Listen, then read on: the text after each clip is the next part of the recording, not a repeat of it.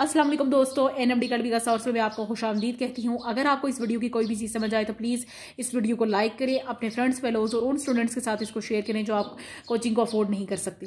इसके साथ ही अगर आप हमारे चैनल पर नए हैं तो प्लीज़ हमारे चैनल को सब्सक्राइब कर दें, साथ ही बेल आइकन के बटन को प्रेस कर दें ताकि आपको हर नई आने वाली वीडियो का नोटिफिकेशन सबसे पहले मिले। आज जो टॉपिक डिस्कस किया जा रहा है वो इस 100 MCQs का सेकंड हाफ पार्ट है। ग्लाइकोलिसिस बायोएनर्जेटिक्स ये चैप्टर है जिसके हम एमसीक्यूज डिस्कस कर रहे हैं। फेडरल की बुक में ये चैप्टर नंबर 4 है। एमसीक्यूज नंबर 22 ये है कि in some cases thylakoids extract in columns called the grana. Obviously कुछ केसेस में ऐसा होता है, कुछ स्पेसिस में ऐसा होता है कि थैलाकोइड में ब्रेन्स होते हैं वो एक कॉलम्स में आपको मिलते हैं जिसे हम ग्रेना कहते हैं। ये स्ट्रक्चर जो है वो सेल स्ट्रक्चर एंड फंक्शन में क्लोरोप्लास्ट का स्ट्रक्चर अच्छे से एक्सप्लेन कर चुकी हूँ, आप प्ले लिस्ट में उसे देख सकते हैं। एमसीक्यूज नंबर 23 है कि chlorophyll and other photosynthetic pigments are found embedded in thylakoid membranes and impart green colour to the plant.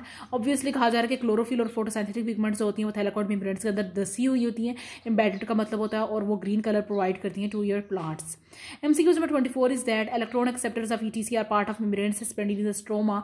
Electron acceptors होते हैं इलेक्ट्रॉन ट्रांसपोर्ट चेन के, वो किसका पार्ट है? स्ट्रोमा का पार्ट है। MCQ number 25 is that thylakoid membranes are involved in ATP synthesis by chemiosmosis. ये MCQ हम पहले ही डिस्कस कर चुके हैं कि थैलाकोइड मेम्ब्रेन्स होती हैं वो एटीपी के सिंथेसाइज में इन्वॉल्व होती हैं। MCQ number 26 is that products which are used to synthesize sugar in stroma of chloroplast are ATP and NADPH। ऐसे प्रोडक्ट्स जो क्लोरोप्लास्ट में मौजूद हैं शुगर को बनाने के लिए वो कौन से प्रोडक्ट्स हैं? ATP और NADPH। आप अच्छे से जानते हैं कि ATP और NADPH जो है they are the products of the light reaction. Then MCQ number 27 is that chlorophyll and other pigments absorb the light energy which is converted into chemical energy of ATP and NADPH। ये बात भी आप पहले पढ़ चुके हैं। Chlorophyll जो होता है वो लाइट को अब्जॉर्ब करता है, सोलर एनर्जी को अब्जॉर्ब करता है और केमिकल एनर्जी को में कन्वर्ट कर देता है, और वो केमिकल एनर्जी किस फॉर्म में होती है? ATP और NADPH की फॉर्म में होती है जो फर्दर शुगर को यहाँ पे सिंथेसाइज करती है। MCQ number 28 is that photosynthetic prokaryotes lack the chloroplast. Photosynthetic prokaryotes का बात याद रखिएगा कि प्रोकैरियोट्स जो होते हैं इनके पास क्लोरोप्लास्ट नहीं होती है, लेकिन फिर भी इनके पास अनस्टैक्ड फोटोसिंथेटिक प्रोकैरियोट्स होते हैं जो आपके पास क्लोरोप्लास्ट का काम करते हैं प्रोकैरियोट्स में। MCQ number 29 is that plants which possesses the thick layer of mesophyll cell are rich in chloroplast। ऐसे प्लांट्स जिनके पास मेसोफिल सेल्स की या मेसोफिल टिश्यू की लेयर थिक होगी तो उसमें क्लोरोप्लास्ट ज्यादा अमाउंट में मौजूद होगा। MCQ number 30 is that light reaction जो है वो ग्रेना रीजन में होता है और डार्क रिएक्शन जो होता है वो स्ट्रोमा रीजन में होता है। ये चीज हम क्लोरोप्लास्ट के स्ट्रक्चर में पहले डिस्कस कर चुके हैं in the chapter number cell structure and function, chapter number 1 है ये। MCQ नंबर 31 यह है कि thylakoids stacked into the grana. Thylakoids जो होती हैं थैलाकोइड्स क्लोरोप्लास्ट में जो मौजूद होती हैं वो स्टैक्ड हुई होती हैं ग्रेना की फॉर्म में। आपको याद है कि ग्रेना का स्ट्रक्चर हमने इस तरह की फॉर्म में पढ़ा था चैप्टर नंबर 1 में। आपने इसको स्टडी कर चुके हैं। आपने अगर वो वीडियो नहीं देखी तो आप प्ले लिस्ट में सर्च करके उसको देख सकते हैं, आपको ज्यादा अच्छे से ये चैप्टर समझ में आने लगेगा। MCQ नंबर 32 ये है कि photosynthesis does not occur in the absence of oxygen. Obviously it is a very common MCQ के फोटोसिंथेसिस का प्रोसेस जो होता है वो लाइट रिएक्शन या लाइट की मौजूदगी में ही हो सकता है। MCQ नंबर 34 ये है आपके पास, सॉरी यहाँ से नंबरिंग गलत है, MCQ नंबर 33 है ये। MCQ नंबर 33 है कि शुगर जो होता है वो डार्क रिएक्शन के दौरान बनता है। ऑब्वियसली ATP और NADPH की मदद से रिडक्शन ऑफ कार्बन डाइऑक्साइड होती है इसमें ATP और NADPH को यूज करके, और ये they are the products of light reaction. ये चीज अभी हम पीछे MCQs में डिस्कस कर चुके हैं। MCQ नंबर 34 आपके पास ये कि 10% ऑफ टोटल फोटोसिंथेसिस जो वो टेरेस्ट्रियल प्लांट्स करते हैं, rest occurs in the oceans, lakes and ponds. Terrestrial plants के बारे में आपको पता है कि जो ये आइसोटोनिक प्लांट्स होते हैं आपके पास जिनके पास ज्यादा पानी नहीं होता, I think so medium amount of water होता है, उसको टेरेस्ट्रियल प्लांट्स कहते हैं। और जिनके पास वाटर की बहुत ज्यादा स्कैरिसिटी होती है वहां पर भी हम उनको टेरेस्ट्रियल प्लांट्स कह सकते हैं। MCQ नंबर 35 ये है, मोस्टली हम टेरेस्ट्रियल प्लांट्स का वर्ड जो होता है ना वो मीडियम अमाउंट ऑफ प्लांट्स तक यूज करते हैं जिनके पास medium amount of water use होता है, मौजूद होता है उनकी सॉइल में या उनके रूट्स में। MCQ नंबर 35 ये कि aquatic photosynthetic organisms use the dissolved carbon dioxide, bicarbonates and soluble carbonates that are present in water as a carbon source. उसने कहा कि इक्वेटिक फोटोसिंथेटिक ऑर्गेनिजम्स जो उनके पास वो कार्बन डाइऑक्साइड को कैसे यूज करते हैं? In the form of dissolved carbon dioxide, in the form of bicarbonates, in the form of the soluble carbonates जो वाटर में कार्बन की सोर्स के जरिए से मौजूद होते हैं। MCQ नंबर 36 ये है कि air contains about 0.03 to 0.04% of carbon dioxide. तो एयर के पास कितनी कार्बन डाइऑक्साइड होती है? 0.03 से लेकर 0.04% तक हो सकती है। MCQ नंबर 37 ये कि photosynthesis occurring on the land utilises this atmospheric carbon dioxide. तो ये दो MCQs आपस में इंटरलिंक हैं। कहने का मतलब ये कि ये जो एयर होती है जो लैंड प्लांट्स होते हैं वो यहीं से कार्बन डाइऑक्साइड हासिल करते हैं, जो एयर में कार्बन डाइऑक्साइड मौजूद होती है। एमसीक्यूज नंबर 38 ये कि carbon dioxide इंटर्स the leaves through the stomata. तो कार्बन डाइऑक्साइड जो होती है वो लीव्स में कैसे इंटर होती है? स्टोमेटा के जरिए से, फिर वाटर में डिजोल्व हो जाती है जो सॉइल में मौजूद होता है, एंड देन अब्जॉर्ब हो जाती है mesophyll cells of the cell walls. ठीक है, मेसोफिल सेल्स में ये अब्जॉर्ब हो जाता है ये आपके पास कार्बन डाइऑक्साइड। एमसीक्यूज नंबर 39 आपके पास ये बताया जा रहा है कि स्टोमेटा कहाँ पे पाए जाते हैं? Stomata are found in the large number in the leaf. Stomata जो होता है वो लार्ज अमाउंट में ये मौजूद है लीफ में, and their number is proportional to the amount of the gas diffusing into the leaf. तो ये नंबर जो है, ये नंबर के आगे मैंने फुल स्टॉप डाला तो इसका मतलब नंबर होता है शॉर्ट वर्ड्स में। कहा जा रहा है कि उनका नंबर जो है, जितनी गैस डिफ्यूज होगी लीफ में इतने ज्यादा स्टोमेटा मौजूद होंगे आपकी लीफ की सरफेस पे, तो they are directly proportional to each other. MCQs number 40 है कि stomata covers only 1 to 2% of the leaf surface but they allow proportionally much more gas to diffuse. उसने कहा कि स्टोमेटा ने जो है वो लीफ की सरफेस का सिर्फ 1 से 2% कवर किया हुआ है, लेकिन ये मच मोर गैस को अलाउ करते हैं कि वो डिफ्यूज हो सके। एमसीक्यूज नंबर 41 ये कि entry of carbon dioxide into the leaf depends upon the opening of the stomata. जाहिर सी बात है, स्टोमेटा ओपन होंगे तो कार्बन डाइऑक्साइड एंटर होगी। तो आपको याद है कि स्टोमेटा जो होता है वो रात को क्लोज होते हैं, और जो गैस जो डिफ्यूज होती है, गैसेस ऑक्सीजन और कार्बन डाइऑक्साइड, वो रात को क्यूटिकल के जरिए से हो सकती हैं। एमसीक्यूज नंबर 42 ये है कि guard cells are guarding stomata. Guard cell को गार्डिंग क्यों कहते हैं? क्योंकि इनके पिक्यूलर स्ट्रक्चर की वजह से, इनकी शेप की वजह से, कि ये कैसे स्टोमेटा के ओपन और क्लोज होने के साथ गार्ड सेल्स की शेप कैसे चेंज हो सकती है, तो इसलिए हम इनको गार्डिंग सेल्स कह सकते हैं। एमसीक्यूज नंबर 43 ये है कि स्टोमेटा जो होते हैं वो एडजस्टेबल पोर्स हैं। जाहिर सी बात है, दिन को ओपन होते हैं जब कार्बन डाइऑक्साइड रिक्वायर होती है फोटोसिंथेसिस के लिए, और रात को ये क्लोज होते हैं। पार्शियली क्लोज का मतलब होता है कि आधे क्लोज होते हैं, पूरी तरह से बंद नहीं होते हैं। एमसीक्यूज नंबर 44 ये कि light is driving energy. Obviously light जो एक ड्राइविंग एनर्जी है, तो हम देखते हैं लाइट कैसी ड्राइविंग एनर्जी है। 45 एमसीक्यूज में आप देखें तो light is a form of energy called the electromagnetic radiation. Light जो है वो एनर्जी है जिसको हम इलेक्ट्रोमैग्नेटिक रेडिएशन भी कह सकते हैं। एमसीक्यूज नंबर 46 ये कि light behave as a wave as well as a particle. ये बात जो हम केमिस्ट्री में अच्छे से पढ़ चुके हैं कि लाइट जो है वो वेव की तरह भी एक्ट करती है और पार्टिकल्स के तौर पे भी, जिसे हम फोटोन कहते हैं। एमसीक्यू नंबर 47 ये है कि radiation most important to life और विजिबल लाइट।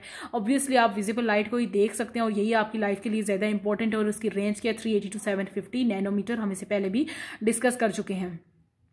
एमसीक्यूज नंबर 48 ये कि not all the light falling on the leaves is absorbed. जितनी जरूरी नहीं है कि जितनी भी लाइट पौधे पे पड़े वो सब की सब अब्जॉर्ब हो जाए, बल्कि सिर्फ 1% of the light falling on the leaf surface is absorbed. सिर्फ 1% लाइट जो होती है वो लीफ अब्जॉर्ब करते हैं, रेस्ट जो बाकी बची हुई लाइट होती है वो रिफ्लेक्ट हो जाती है या ट्रांसमिटेड हो जाती है। एमसीक्यूज नंबर 15 आपके पास ये कि सनलाइट एनर्जी जो होती है वो उसको क्लोरोफिल अब्जॉर्ब कर देता है और देन वो केमिकल एनर्जी में कन्वर्ट हो जाती है और फोटोसिंथेटिक प्रोसेस स्टार्ट होता है। इस एमसीक्यूज को आई थिंक हम पीछे रिपीट कर चुके हैं, ये रिपीट में एमसीक्यूज आ गया है।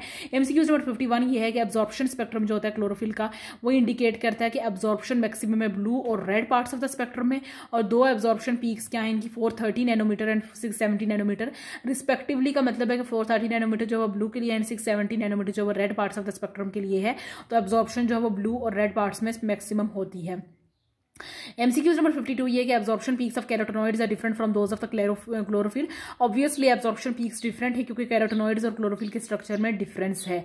एमसीक्यूज नंबर 53 है कि different wavelengths are not differently absorb by photosynthetic pigments but are also differently effective in photosynthesis. कहने का मतलब यह है कि जैसे डिफरेंट वेवलेंथ्स की लाइट्स जो होती हैं वो डिफरेंटली अब्जॉर्ब होती हैं, इसी तरह उनका इफेक्टिवनेस का जो चार्ट है वो भी डिफरेंट हो सकता है कि कौन सी लाइट ज्यादा इफेक्टिव हो सकती है और कौन सी लाइट जो है वो ज्यादा इफेक्टिव नहीं हो सकती है। एमसीक्यूज नंबर 54 आपके पास ये है कि graph showing the relative effectiveness of the different wavelengths of the light in driving the photosynthesis called the action spectrum of the photosynthesis. वो ग्राफ जो हमें ये बताया कि कौन सी लाइट ज्यादा इफेक्टिव है और कौन सी लाइट ज्यादा इफेक्टिव नहीं है, उस ग्राफ को हम एक्शन स्पेक्ट्रम कह सकते हैं। एमसीक्यूज नंबर 58 ये कि फर्स्ट एक्शन स्पेक्ट्रम किसने ऑब्जर्व किया है? एक बायोलॉजिस्ट का नाम है TW एंजलमैन इन 1883। बायोलॉजी में मेरे ख्याल से it's not according to the NMDCAT level and it's not according to the FSC level, लेकिन मेरा ये आइडिया बायोलॉजिकल लेवल पे बायोलॉजी की स्टडी के सब्जेक्ट से आपको साइंटिस्ट के नेम याद कर लेने चाहिए। एमसीक्यूज नंबर 59 जो है एक्शन स्पेक्ट्रम जो है उसको can be obtained by illuminating the plant with the light of the different colours and then estimating the relative carbon dioxide consumption और relative oxygen release during photosynthesis. Action spectrum को कैसे obtain किया जा सकता है? सबसे पहले आपको अपने प्लांट को लाइट प्रोवाइड करनी पड़ेगी। इल्यूमिनेटिंग का मतलब है लाइट प्रोवाइड करनी पड़ेगी डिफरेंट कलर्स से। देन हमने ये करना है कि हमने ये एस्टिमेट करना है कि कार्बन डाइऑक्साइड कितनी कंज्यूम हुई है और कितनी ऑक्सीजन रिलीज हुई है, तो इसको हम एक्शन स्पेक्ट्रम ऑब्टेन हो जाता है हमारे पास। एमसीक्यू नंबर 60 ये है कि action spectrum of the photosynthesis correspond to the absorption spectrum of chlorophyll. तो एक्शन स्पेक्ट्रम और एब्जॉर्प्शन स्पेक्ट्रम आपस में कैसे रिलेटेड है? कहा जा रहा है कि action spectrum of photosynthesis corresponds to the absorption spectrum of the chlorophyll. Next MCQs number 61 ये है आपके पास कि some same two peaks and valley are absorbed for the absorption of the light as well as for the carbon dioxide consumption show that the chlorophyll is the photosynthetic pigment. ये MCQs जो ये MCQs number 60 से relate किया जा रहा है। कहा जा रहा है कि एक्शन स्पेक्ट्रम और एब्जॉर्प्शन स्पेक्ट्रम एक दूसरे से कैसे रिलेटेड है। एक्शन स्पेक्ट्रम में भी 2 पीक्स और 1 वैली मिलती है और एब्जॉर्प्शन स्पेक्ट्रम में भी 2 पीक्स और 1 वैली मिलती है। Absorption of the light as well as for the carbon dioxide consumption आपको मैं ये ग्राफ दिखा दूंगी, देन आपको अच्छे से समझ आ जाएगा दोनों एक्शन स्पेक्ट्रम और एब्जॉर्प्शन स्पेक्ट्रम के लिए हमारे पास पीक्स और वैलीज कैसे मिलती हैं। एमसीक्यूज नंबर 62 ये है कि action spectrum of the photosynthesis does not parallel the absorption spectrum of the chlorophyll exactly. Obviously कहने का मतलब ये है कि ऐसा तो नहीं हो सकता कि बिल्कुल ही एक्शन स्पेक्ट्रम जो फोटोसिंथेसिस का वो एब्जॉर्प्शन स्पेक्ट्रम ऑफ क्लोरोफिल के बिल्कुल एग्जैक्टली इक्वल नहीं है, एग्जैक्टली पैरेलल नहीं है। थोड़े बहुत उनके दरमियान जो है सिमिलैरिटीज मौजूद हैं। दोनों चीज़ें दोनों स्पेक्ट्रम्स होते हैं वो एग्जैक्टली एक दूसरे के इक्वल नहीं होते हैं। Some similarities are present between them. MCQs number 63 ये है कि compare to the peaks in absorption spectrum the peaks in action spectrum are. अगर हम एब्जॉर्प्शन स्पेक्ट्रम और एक्शन स्पेक्ट्रम की पीक्स को कंपेयर करते हैं तो एक्शन स्पेक्ट्रम की जो पीक्स है वो ज़्यादा ब्रॉडर होती हैं, यानी ज़्यादा वाइड हैं आपके पास। इनकी वैली जो होती है वो ज़्यादा नैरोअर होती है, यानी तंग होती है और इतनी ज़्यादा डीप भी नहीं होती है। एमसीक्यूज नंबर 64 आपके पास ये है कि photosynthesis most absorbed range photosynthesis in most absorbed range is more than absorption itself.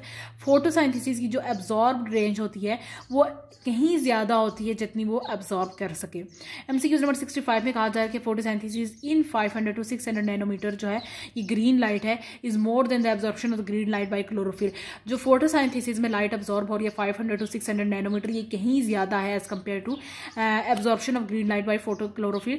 तो यहाँ तक एमसीक्यू नंबर 65 तक स्टिल अभी हम एब्जॉर्प्शन स्पेक्ट्रम और एक्शन स्पेक्ट्रम का डिफरेंस ही पढ़ रहे हैं कि फोटोसाइंथेसिस में 500 से 600 नैनोमीटर की जो वेवलेंथ है वो कहीं ज़्यादा एब्जॉर्बेंस रखती है as compare to photosynthesis of chlorophyll, absorption of chlorophyll.